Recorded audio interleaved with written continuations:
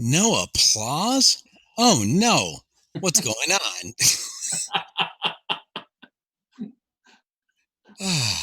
I always love this stuff when it doesn't work right. So, folks, you know what this means. It's 4 p.m. Pacific. This must be No, Pillars Central. 4 p.m. Central. Right. 4 p.m. No. Where are you, Fred? I don't know. All I know is the fireworks you hear in the background, or those that have been complaining that it is in fact thunder. It's our second year anniversary show of. See, that sounded like a distant firework, didn't it? But this is. Pillars of franchising. Pillars.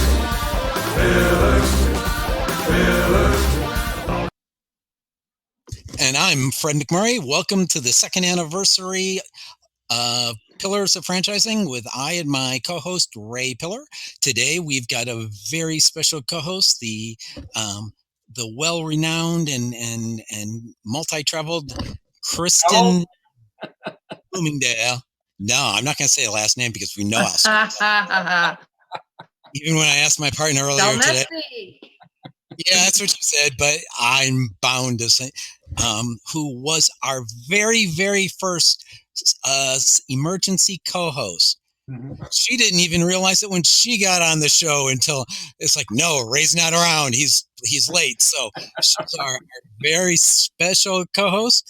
And Kristin, who's our guest today in this madness of the second anniversary? Our guest today is Moni. Singh, I hope I had said that right, because we didn't talk about that part. That's correct, Kristin. Excellent. Welcome to the show. Moni is with STEM for Kids. Welcome for the show. Thank you so much. It is an honor to be here for your second year anniversary. Congratulations to all of you. Oh, thank you. Thank you. Yeah, it's been a fun show. We like to have a little fun along the way. You take the blue pill. The story ends. You wake up in your bed and believe whatever you want. You take the red pill. You stay in Wonderland. And I show you how deep the rabbit hole goes. Or if you prefer. This is the coolest thing I have ever seen. So yes, our second anniversary. It is the coolest thing I've ever seen. Welcome, ma'am. Welcome. Kudos to you for being brave enough to come on the show. Oh, thank you. Glad to be here. Why don't you introduce our guest? Give us a bit of a bio. Who? Who are you talking? Moni has already been introduced, and she is the CEO and founder of STEM for Kids. Wow, what an exciting franchise that has to be, really. You know, I can't think of anything better than that as a franchise. So can you tell us a little bit about it? Sure, Ray. I'm trying to think about where to begin. So let me first kind of go back into how things started and what STEM for Kids is all about. So STEM for Kids, first of all, is all about making the wonders of science and engineering exciting for young children. And it's I used to be in my own professional career. I used to be living the world of STEM. I started off as an engineer, and then I moved on to do different things. Lo and behold, here I am, and never imagined I would ever be in the space of education. But, we are creating wonderful adventures for young children as they're delving into computer coding, robotics, and engineering themes. And we're talking little children, like ages 4 to 14, so elementary, middle school level kids. We basically help them, learn how to make computer games instead of just playing games. Make computer games, play with them, have your friends play with it. They are, learning about artificial intelligence, Internet of Things. They're learning about aerospace engineering, how things go up in the sky. So biomedical, how do our human body works and how people are figuring out making prosthetic limbs. So it's just super exciting, getting young children into thinking about some of these exciting topics. So you said young children. What age groups does the franchise get involved with? Yeah, so we work with ages 4 to 14. So that's pre-K, but mostly elementary and middle school level. Mm-hmm. And I have a grandson who's 3.5, and that means that I could sign up with one of the STEM for Kids classes. Is that correct? In about 6 months, yes. Yeah. By age 4, he'll be ready to go. So that tells us a little bit about the actual franchise. But what about how does one get involved in opening up one of these classrooms? Basically, what we find is that people, most of the times parents, right? Parents who have young children and they are looking to make a change in their career. We see a lot of people who are in that stage in their life. They've worked and now they're feeling like, I need to have some more time, maybe spend some more time with our kids or have better control, create a legacy. Make an impacting change, any of those things, people start thinking about making a change. And we are seeing a lot of people, many of them parents themselves, and they're trying to find an enriching program for their kids. And they say, let me do something broader about that. So yeah, I mean, if people are interested in becoming a part of it, they can become a franchisee. We're also seeing even businesses who are already in the area of serving children. You could be operating an arts club or a music club, a daycare center, and we are seeing a lot of interest from these people in terms of diversifying revenue, right? Because STEM is so much in demand, and there are parents, the educators. You look in the education space, people are talking about how do we get children to look into these possibilities while they are still little. So yeah, I mean, franchising is open in various markets, actually all throughout US and even internationally. And Kristin has children that are all of that age. Is that correct, Kristin? Well, yeah, as a matter of fact, my oldest just turned 15, but we started with STEM in our schools about 4 or 5 years ago now. And so I could certainly see not only would this, I guess my question and my thought would be that this is probably a nice supplement to what the schools are doing. And or is it more of, or maybe both, something that you would want to see more in districts that maybe STEM is not available in the public schools? Is it kind of a little bit of both, Moni? Yeah, absolutely. It is both. We are seeing many schools and districts who are, doing things to get more STEM into their school systems, and some of them are going down the pathway of let's do it ourselves. Some of them are saying, let's bring experts in to bring the programming in for the students. And some schools and school districts are doing both, because the fact of the matter is that the STEM world is evolving so fast. I mean, if you just think about technologies, how they have changed in the last 10 years, right? I mean, we started with, I think 10 years ago, we still had Blackberries in our hand, if I'm not wrong. And now we have all these sleek smartphones, right? Things have changed so much. And what typically happens is that if you try to burden the educators, the teachers, to go figure out all this change that's happening, it is another layer of complexity on top of all the other things that teachers are already doing. So many times schools and school districts say, okay, let's find what's out there and bring those programming in. So we do see a combination. We are working with schools and districts who are already doing some things in STEM. We are also doing with completely greenfield, school district where they don't have anything and they're trying to make some entry into the world of STEM. So it's a combination, and I think it's really the fact is that the STEM skills are so broad and they apply in so many different occupations. It's not necessarily just STEM occupations, even non-STEM. And the schools and districts are realizing that. And I think it's so important that that realization is happening and people are taking action, towards that end.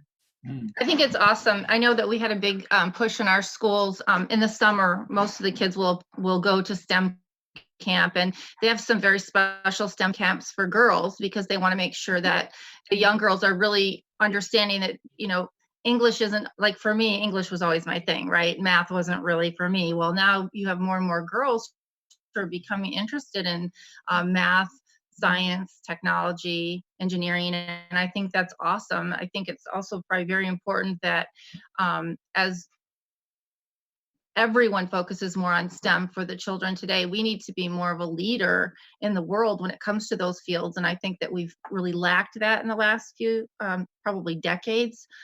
So I think it's great timing for a program like yours to come on as a franchise. Yeah. And it's interesting. And I tell people it's a couple of decades ago when I was in engineering school, and I was, one of three girls in a class of 120, statistics like that. And I'm surprised that even to this day, we still see similar statistics when it comes to engineering schools. But here's something very interesting. Back in those days when I was deciding, what field of engineering to go into, and there were people, and I grew up in India, so a little bit of a contextual shift, right? You don't imagine having air conditioning, at least not at that point in time. So people were saying, go for computer science, because if you are in a computer science field, you are definitely going to be in air-conditioned rooms. True. That would be my strategy. I would think of that. Yeah, that's great. So that was part of my decision-making process. But fast forward, even today, computer science is such a wonderful career choice, especially for girls, because it is not as labor-intensive, if I can say it that way, some of the other engineering fields. But we do see again, and overall in many engineering fields, women are making strides, and I think we need to find a way to encourage more and more girls, because it is just the whole aspect of creating something, and I know girls do really well with that, and being able to see that kind of take shape in front of your eyes, it's just awesome. Yeah. So yeah, and we are seeing a lot of schools and organizations taking those initiatives and encouraging more and more girls into these programs. That's awesome. I know you said you were in India when you came to this conclusion, but I got to tell you, I was living in Indiana in the cornfield, and I came to the same conclusion of it's better doing computer stuff, because at least you were, even if you had to be punching away at a keyboard, you were still better off in an air-conditioned room. So, yeah, Indiana, I'm not sure. I'm going to ask a question, though. The acronym of STEM is relatively new, but I think all the elements have always of STEM have been taught in schools for a long time. How did this whole thing come about, where we're trying to, kind of bring it all together? Yeah, very good question. And let me actually do a very quick history tutorial on this one. Yeah. So, if I look at this whole space of education enrichment, back, I think a couple of decades ago, so this is when I was probably coming out of my college, we had one player up from North Canada who I believe that they began the space really focusing more on sciences and chemistry. And then what we saw is towards the turn of the century, so about 2000s, we saw a lot of those robotics players coming into the market. All this education space is all about, hey, let's make Lego and put pieces together and make robots out of it. Towards the end of that decade, so about 2009, 10 is where we started seeing the STEM movement taking place, where people said, there's more to science than just like robotics and chemistry. And there was more of an emphasis around, okay, let's talk about physics and creating some other things using, mechanical and all these other topics. We were seeing a lot of interest coming from academia, and they're saying, let's not, when we think about these STEM topics, it's not just robotics, because that's what many players were trying to sound like. And so that's when this whole STEM, which was all about, let's bring these pieces together. There are different components, right? There's science, there's technology, engineering, mathematics. And over time, we have seen many different acronyms come into play as well. People say, let's add arts in there. Some say add research. I mean, you can add different components. The bottom line is that it all needs to come together. These are not silos, right? They are all mishmashed together. And to show those disciplines to children in that connected fashion, that's the most important element.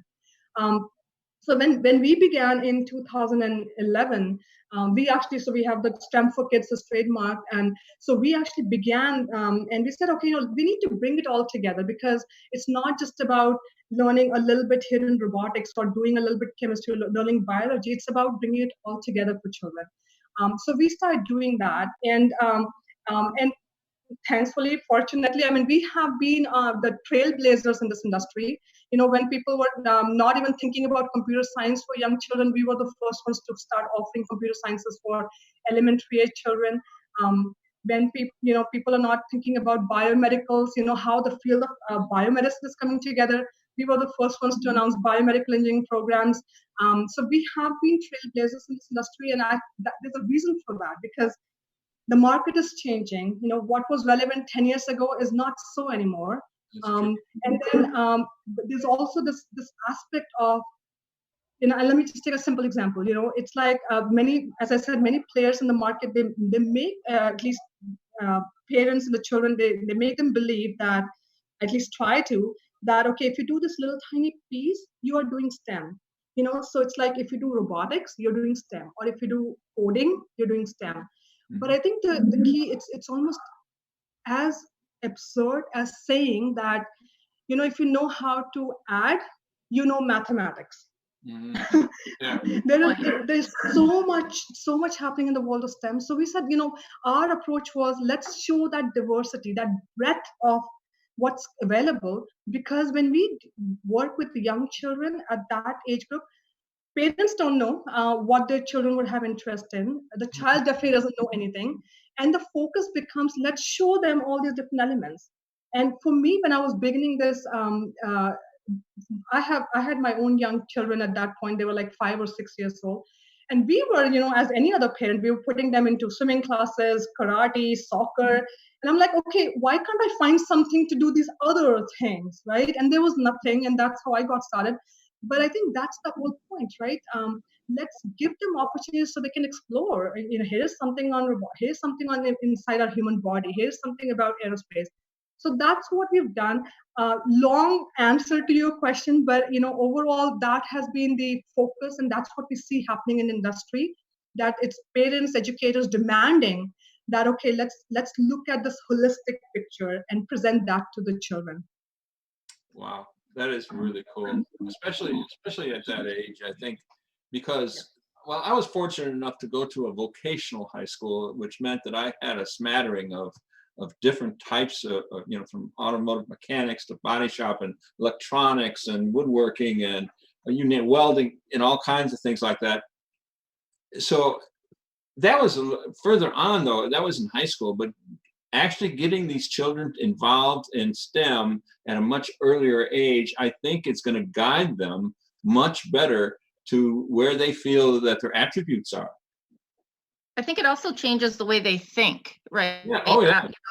I was at a parent-teacher conferences today with my son, and he was taking me through some of their highlights in math, and then even through language arts, and his thought process and the way he goes about solving problems were things that when I was his age, I had no idea. Could not have done what they're doing today. And I think a lot of it with STEM and other things within the school system is really putting our kids at a big advantage, certainly from where I was when I was in elementary and middle school. Mm-hmm. Yeah, and it is actually a very big shift, again, because of the way the world has evolved, right? In the past, when we were in schools, we were focused more on, let's give the content learning to kids, right? The concept. Here's the concept. Here's what you do. But in today's world, you can Google anything. I mean, you don't have to be in a classroom setting to learn something, right? So it's not so much about concepts. It's about how do you bring it together? What do you do? How do you think? I mean, those are those other skill sets which are becoming so important. And I think that's what it's taking content and making it more. You think about these words like metacognition, right? Thinking about thinking, the critical thinking. I think all those elements really are becoming a lot more important, and that's why something like what we do at STEM for Kids is it's there is content, but around with that is all the softer skills, the communications, the collaboration, thinking, and all focus shifting. So yeah, I think those things become more relevant and more important as we think about education going forward. So that actually lets children see how everything is interrelated. Everything. Before that, you have to be a physicist. I'm getting a this, which means it's time for a break. No, not quite. But so one of our watchers on Facebook said, this is a great topic. We need to make learning STEM more relatable and fun for kids. Yeah. How do you make it more fun? I always thought you should be educational and entertaining because everyone fell asleep in a calculus class at least once. Edutainment. Education. Entertainment. So and we're edutaining. So trying to leverage off the comment from Carly. How do you make it more relatable and more fun? Absolutely. So I'll begin by saying STEM for Kids began with a mission. The mission is making STEM fun and real. Two things, fun and real. Those are the only two things that we do, and we do it really well. So how do you make it fun? If you think about fun, it comes down to how a child feels when they are engaging with whatever concept, whatever they're doing. It's that feeling, right? So for us, that comes down to, let's make it very hands-on. So when the child is learning something, they are doing something, they're involved, their hands are involved, they're doing something. Maybe they're experimenting, they are thinking about something, maybe they're presenting. So it's always, there's a do element involved in that. So very different from, if you imagine a typical classroom, a teacher is giving a class and children are listening. This is a very interactive, with very less theory, right? So we are engaging children in questioning, answering. They're involved. We are doing there are quizzes. Sometimes we are doing game shows. We are doing Jeopardy. We are doing making something. There are engineering challenges involved. So just to give you an idea, just to give an example, we may be talking about mechanical engineering, and in that concept we discussed things like laws of motion, and I don't want to delve into all the details, but we may give them an engineering challenge and say, okay, children, here we are giving you some materials, and go make a car out of this. We don't tell them do this step A, B, C, make it like that. No. We are basically showing them here is a challenge, and then the children start working in teams, and they are working out solutions. They have been given a piece of paper. Okay, so what are the properties of this piece of paper? Can you fold them? Can you put them and maybe make a chassis out of that? You have been given a skewer. What are the properties of the skewer? Can it become maybe an axle for the car? So they are the ones doing that imagination, creative thinking, and coming up with a solution. And I'll tell you this, a very simple exercise like that, and we have been doing it for 8 years. That's only one of the numerous that we do. And even in those 8 years, there are times when we come across a unique design because a child just dreamt up something totally different. So it's so incredible that number one, these children are very creative, and number two, when you put them and you give them a challenge, they're able to work up, create something. And when they're doing that, it's a lot of fun because they are involved, they're working together. Another example, they're making computer games. And I see this, Kristin, back to your point about girls. I see girls making, they're thinking about their game, like characters and placement, almost like a movie. And they're thinking about what needs to go where. And I see them making buildings which have polka dot on them. There are purple flowers on the street. And then I go to a boy's creation, and I may see things like, black, dark sceneries. Yeah. So, but it's so, and they are involved. They are the ones creating and imagining and creating those solutions. So I think that's the way to keep it fun, make it very, very hands-on. Fred, I hope I answered that question for you. Absolutely. That's, and I'm sorry, but I'm a little bit jealous of kids today. I feel they have so much more of an opportunity than we did, because like I said, we had all the not all of them, but many of the elements that are being taught today. But if we were able to visualize how they are all interconnected, and then have someone, coach us like you are coaching your students, that's fantastic. It really is. Well, I know for me, we learned, we had science and we had math, but we didn't learn technology, and I didn't go through any engineering. Those were things that you hit, like we talked about in high school, or when you specialize it in college. And I think the great point that Moni has been making is that by engaging these kids when they're young, it gets them interested, it gets their creativity going, it gets them thinking about all these different things in different ways. And I could see it really making big differences. I love the idea that the girls, make a wall and they use, pink polka dots. My daughter took Legos, and in Legos, she took all of her brother's Legos and she designed a complete shopping mall with a hair salon. And she had all these little pieces. It was crazy, but Oh, wow. her brothers had no clue what the heck she was doing with their, Lego police, and she transformed them into an entire shopping mall. So I think it's great to see, we all know that boys and girls think differently. They are creative in different ways. And so it's very interesting to me. It makes me excited for your franchise. It makes me think, oh my gosh, I really want to do that. I have to put myself back and realize you can't do it anymore. But it sounds like it's a ton of fun, and I think you guys will be wildly successful at it. Mm-hmm. Yep. You've stepped down from as president of the PTA. You could do this instead of that. Sure. Yeah. Yeah, no, and I think it's an important point for anybody even listening to this podcast. If you are a parent or a PTA member and you feel like this is something that can benefit your school, we do provide our services. Where if we have a local operation, we can provide like our instructors and actually conduct classes. But also, if we are not there physically, close enough, we also provide our curriculum and our professional development for the teachers in school district. Many school districts are using that. So in any case, it's all about serving children and bringing some of these quality programming. So yeah, I mean, if your listeners are interested in even finding and making some of these programs come into their schools, they can reach out to us. We'll be glad to help out. All right. So on that note, we'll start the commercial cycle, and then we'll come back for round. I think I'm going to move to someplace warmer during the commercial. Go ahead. That's fine. We're gonna at this point have to say goodbye to our Instagram viewers. But hopefully they've enjoyed this, and we'll see you next week to those on Instagram. Want to thank the Link Local Network for broadcasting our show. You can read their community voices as they work to achieve work-life balance.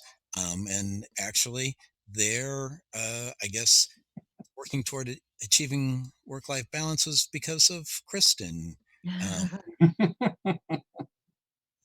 You're kind of the ideological founder of this program.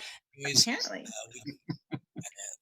We've added a couple of new shows each week, including Community Voices Chat on Wednesday, every other Wednesday at I think it's 4 p.m. Pacific, although that time may change. And now, localnetwork.com. You can also dial in at 323-580-5755 or chat on, as others are doing, on a whole lot of places. Hey, franchise owners, how's your local marketing? Do you feel like you could use some help keeping up with your social media posts and comments and reviews? Do you wonder if you could be doing more to attract local customers? Are you able to identify new movements to your local area? At Westvyne, we help franchisees like you reach more local customers through digital marketing. With daily monitoring, creative content, ad placement, and customer data intelligence, we'll get your business in front of the people who want your products or services. We also work with franchisors who needed an agency to handle the digital marketing for all of their locations. If you're ready to reach more local customers, give us a call at 805-265-5440 or visit us at westvyne.com. That's 805-265-5440 or Westvyne with a Y.com. Thanks, Michelle. And we're back. And we've got a hat change there. We have a hat change there. They would have been very happy with you pre-Super Bowl loss.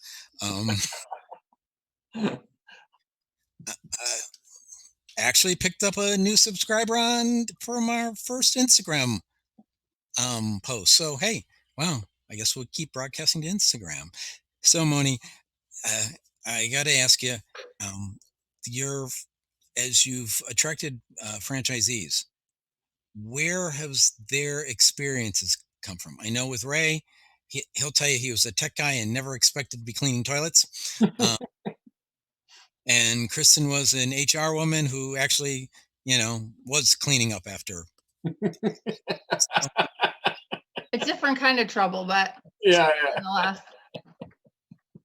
How'd you do? Who's that, experientially wise, who's that franchisee that you've been seeing, that you've attracted? Okay, so let me make sure I understand the question. So you're talking about experiences of our franchisees, where they come from? Yeah. Where they come from? Okay.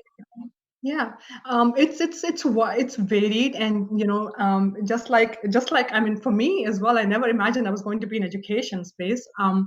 We have many people who have come from like a STEM background. Some of them have come from a profession. They were in there, and then they were looking for a better control, legacy creation, so on and so forth. We also have people, marketeers, entrepreneurs. We also have people from restaurant side, real estate. So it's a combination. We have, of course, homemakers also part of this. There are many times we see people take a kind of a backseat from their career and say, I'm going to spend some time with my kids. And this is, kid-friendly business. Kids are welcome. So people have been able to make that transition going back into into a career by taking a business like STEM for Kids. So it has been a combination, Fred. Okay, Would you say? I was going to say, over the year, where would you like to see the majority, or anywhere, of your new franchisees come from? Either geographically, one of our co-hosts, they want to also get to the Southwest because, of course, they like to travel there. So they're trying to grow in the Southwest. Where would you expect or like to have, I guess is the question, your franchisees coming from? Academic, educational background, non-educational background, geographic area? I think this is a case where basically everyone is welcome. We are focusing geographically on some of the more prominent states. I mean, I wouldn't say more prominent. I will say states which are easier to work with. Let's put it that way, because you know about the registration and everything else that happens. Other than that, even outside of US, other countries have been approaching us as well. So we are open to business across the board at this point in time, and that's the good thing that we have many markets open. So your listeners, whatever geography you are in, please, I mean, if you are interested in opening up a franchise, let's talk, and we can see if we can make that happen for you. Where are you at now? What areas of the U.S. are you in, and what other countries? We are in 14 states here in U.S. And it is pretty spread out. I think we are maybe more on the eastern coast at this point in time, but we are even in like Midwest. We are in Illinois, and also in West Coast actually. So I think we are in all the places represented here on this call at least. And then we are in Canada, Mexico, and then also in the Middle East, in UAE and Saudi Arabia. So we are in a couple of different geographies right now. Awesome. Yeah. I think. Go ahead. Sorry, well, one of the things we didn't talk about, because Fred decided to just kind of skip right over that, is weather. So you are in North Carolina, is that correct? That's correct. Yeah. I got overwhelmed by the second anniversary. I'm sorry. Can't hear you, Fred. You're talking into your chest. I said I got overwhelmed by it being the second anniversary, and Then what yeah, can I tell you? You know. weather. One thing I wanted to say to Moni that I think is important, and you touched on a little bit, the diversity of the people that you have owning your franchise. Franchising in and of itself is such a great model, and I'm sure that it is with your platform as well, because if you have a strong franchisor, just as you said, whether you're a homemaker, whether you come out of tech, whether you're coming out of the restaurant industry, right? You have to have that passion, and you have to be willing to go out and take a chance and work hard. But just because it's STEM for kids doesn't mean that you need to come from a teaching background. It doesn't mean that you need to be a chemist or an engineer, and I think that's the great thing about franchising. So for people out there who are really considering a second career, stepping back a bit and spending more time with their kids. I mean, that's what drove me to look for a franchise. I think it's great. Yeah, very well said, Kristin. Yep. I can see where this could be a really big hit, because a lot of people go into the teaching end of things because simply the fact that when you see that light bulb go off in someone, and especially a child, when you show them something and they go, wow, that is really cool. I can see it definitely selling. There's no, you probably don't have to do much selling at all once you start explaining your franchise. But that leads me into what is all involved with your franchise. And it's going to be a physical place where people go to learn, but you also mentioned going into schools. So how does that work? Yeah, great question. So that's one of the unique thing about our model is that we do not mandate a space. So a franchisee does not need to have at least a 24/7 storefront. That's not a requirement. So if I can take an analogy it's almost like an Uber-like model. You don't have to have a fleet of your own cars or have your own car. You basically we are creating collaboration with people or businesses who already have the car, and we say, okay, let's use the car for an hour and offer our programs, or use for 2 hours, and so on and so forth. It's a great model, because unlike some of the other franchise concepts where you're given a territory and you say, okay, go open a center here, and you are almost constrained by geography, distances, how much people are willing to travel to come to your center. In our case, what we say is, here's your territory, go open as many as you want within that territory. And what people are able to do, what our franchises do, is that they will collaborate with community centers, multiple schools. They could collaborate with maybe a dance studio, any other possibilities like that, and be able to offer your program in different parts of that territory. So you're really trying to maximize the potential of that market. So that's how this model works. And the other side effect of that is that it's a low cost entry, right? You're not dealing with fixed leases and things like that. So, and that's something we actually find that most of our franchises love, that flexibility, being able to offer these programs from so many different locations. And that actually is also something that, even if you think about the biggest aggregator of children, our customers are the schools, and they love that too. Right? Because now our programs can go into the school setting, almost like you bring the program to the mall, right? Yeah. And they are getting served right there, as opposed to the parent figuring out, oh, I need to pick up my child from this school, take them to this center, and so on and so forth. So it becomes a convenience aspect for our customers as well. That's awesome. So what does it take to get involved in your franchise? In other words, what are your requirements of a potential owner of your franchise? Yeah, going back to what Kristin was describing, that passion, that piece is really important, because at the end of the day, people don't wake up saying, I'm going to, educate children, right? Just like people don't say, I'm going to go clean toilets, right? There is something different. There's something that's driving that people who are looking to build a business. I always encourage people saying, don't think about you doing it yourself. You have to be able to hire people, build an organization, because that's the way you grow. And as I mentioned, the backgrounds can vary. It's that passion, the learning agility that we look for in our in the franchisees, as well as the having some experience, whether being involved with schools or PTAs or in a corporate setting, being able to do biz dev, sales, marketing, and with any new business, you need some of those skill sets to be able to position a new business.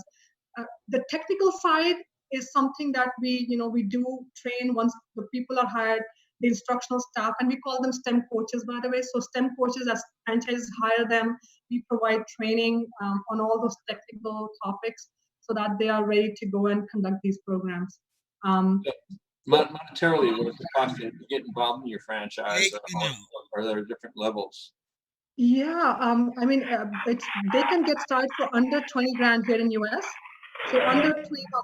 Sorry, you have to stop the answer over there because you said the word marketing earlier. So we had to give you a round of applause. And Ray did not give time for the question to be asked to get the round of applause for you saying the word marketing. Sorry. The rituals must be enforced on our second panel. So, please start the answer again because you were drowned out by the applause you were getting. Okay. Yeah. So yeah, what does it take? What does a potential buyer of your franchise? What does he need to bring to the table in both in franchise fees and what he has in reserve? Yeah, so our single territory initial franchise fee is only $12,500, and with one territory, franchises can begin for under $20,000. And what we typically see is most of our franchises actually are multi-territory owners, so they will add on more territories just to kind of have a bigger hold on the market. So if they did that, they can you can of course go up proportionately. So from an initial investment perspective, it's really something that people can get in and start monetizing the business opportunity itself. So that's the financial side. We already talked about the skill sets and everything. Again, I think it really just comes down to people who bring the right passion, the drive to make a change, and make money. Really, you are in the business to make money, and while you're serving children. What is your longest serving franchise? The longevity? Not too far from you. Our longest serving franchise actually is in the US, the Wisconsin's Illinois state line region. And she has been with us for 4 years. Okay. Now. Yeah, and doing amazing. We are just thrilled to have her. And it's just awesome what she has done in the market.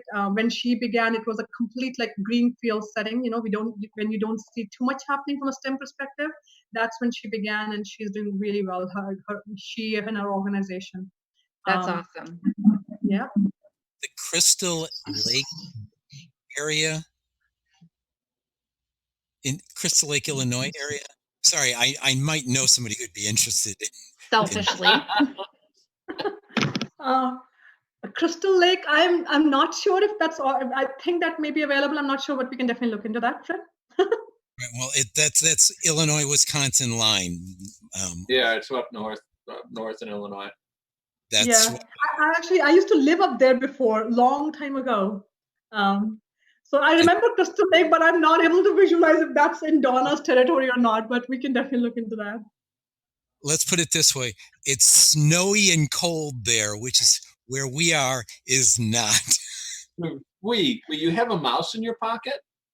No, at least 2 of us on this call. It is not cold where we are. Yeah. And now we'll remind callers that they can, or listeners, viewers, wherever you are, you can chat at the website, pillarsoffranchising.com, linklocalnetwork.com, Facebook, YouTube, Restream, Twitter. It's all over the place. All over the place. Or you can dial in at 323-580-5755, and we might put you on the air. Ooh. Ever wonder how successful business people get educated about franchise business options? The Franchise Consulting Company is a group of over 100 franchise professionals with more than 2,000 years of franchise experience. We help our clients select and investigate franchise companies. And like a realtor, our services are free of charge to you. Our fees are paid by the seller. Reach out to us to learn more and get a free copy of the Franchise MBA, the #1 bestseller and highest reviewed book on Amazon in the franchise category. Our website is thefranchiseconsultingcompany.com, or feel free to call us on 800-321-6072. And those of Ever wonder how successful business people... It's not going to... Are you thinking about opening a business? Whether you're in transition from a corporate job, looking to generate investment income, add to your existing business, or just too young to retire, come to the Great American Franchise Expo and explore your options. Meet face-to-face with dozens of franchise executives representing dozens of quality brands. A wide range of price points and ownership models are available. Attend our free seminars on accounting, real estate, and marketing. Franchise law experts will be there to answer your questions, and banks are on hand to discuss loans and financing. The first 100 attendees will receive free VR goggles. For free tickets, visit www.franexpousa.com. And folks, the next 2 events are in Houston, February 22nd and 23rd at the Stafford Center, and in Tampa, which sounds even more warm, and that nice little Gulf breeze at the Tampa Convention Center, March 14th and 15th. And we are back. So, one other thing. As Nick said, you can call him up and get a copy of the Franchise MBA, which is like under a bunch of wires, but we'll get it there, folks. This year, great book. Mine's dog-eared. So if you fill out the form on the pillarsofranchising.com website, you not only get the free book, but you get a set of VR gear. So how's that? Virtual reality and a book. Pretty cool, huh? Yeah. Then you can virtually open your own business. Virtually. I've been looking at how we could do Pillars of Franchising in virtual reality. We'll see. Wouldn't that be weird? Oh, I don't know if you want to go there. So, I'll take, since we're talking about various things about the franchise, in my head, the greatest cure known to mankind of the franchise is greatest cure known to mankind for insomnia is the franchise disclosure doc. So I know franchisees who never bothered to read it and still bought, but what are the first 3 things you would recommend a potential franchisee read from an FDD, just in general? Yeah, I think one of the first questions people always are looking for an answer is how much does it cost to get in? So it's the item 7. I think that's the very first one to definitely look at. I am looking at the litigation history. I don't remember what item number that is, but I think that is an important one to see. And the third one will be item 19 if it's provided by the franchisor, because that's telling you about how the business is doing overall. But if the franchisor is not providing that, looking at the audited financials of the franchisor. Again, I don't remember the item number for that, but there are audited financials. Looking at that, and sometimes the footnotes on that give you a lot more intelligence about what's happening in business as well. You'll be happy to know that there are several lawyers as well as CPAs that would agree wholeheartedly with everything you said. Yeah. So I noticed there was a mention of STEM for Kids Network. What is that, and how can people get involved? Yeah, so when we think about STEM for Kids, right, we think about all the children that we touch, their parents, the educators, the teachers, principals, school superintendents, of course, our franchisees, their employees. So that's what, when we think about STEM for Kids, think about that network. In terms of how people can get involved overall, the first thing really is, if you are a parent, PTA member, and you want a change in your school, let us know. As I mentioned before, we can either bring our services directly in there, or if we can't do that, we'll train the teachers. So that way, the STEM programs can be offered. If you are a business owner and you're looking to diversify revenue, again, there'll be opportunities here. Just because there's so much industry demand for STEM. And we have some of our newest franchises actually have come down that route. So maybe you're running a gaming studio or a dance studio. So those will be the opportunities. The other piece I also want to mention is that, if you represent a company and you think about, how to be more socially responsible, right? And that's something we hear a lot about these days as a company. Our franchises also get involved in helping companies with their CSR initiatives, the corporate social responsibility. We have worked with Boeing and other companies. So if you are thinking about some of those initiatives in your market, working with children, I mean, there can be nothing better than, trying to work with children and doing something good in the community. So again, we'll be happy to help out with some of those CSR initiatives as well for the companies out there. That's a great way to get yourself involved in motivating your own children. Exactly. Yeah. Kristin? So, Moni, do your children work in the business now that you've raised them as you began this journey? Well, you talk about my children. They were the inspiration for this whole thing. And my first two, actually, my older two, they're teenagers now. And my son, actually, when he was 7 years old, he actually helped us write the robotics curriculum that we use in STEM for Kids.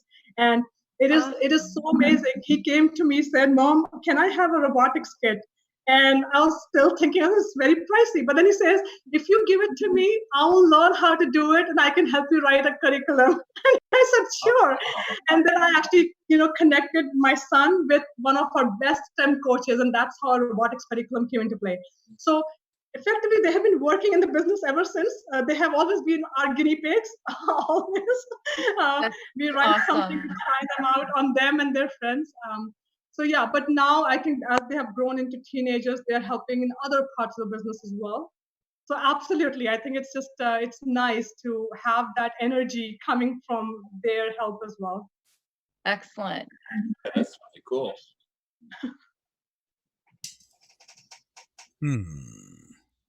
Sorry, is anyone catching an echo? No. No. Okay. There's no echo.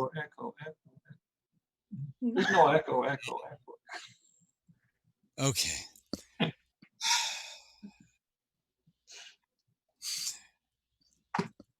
Time to go down the rabbit hole. That's what I figured. I was giving you that opportunity, Fred. Yeah. This seems slightly applicable since we are talking about STEM, technology, things like that. So, how much alien technology in Area 51 do you think has influenced STEM education in general? Sorry. Alien technology. Okay.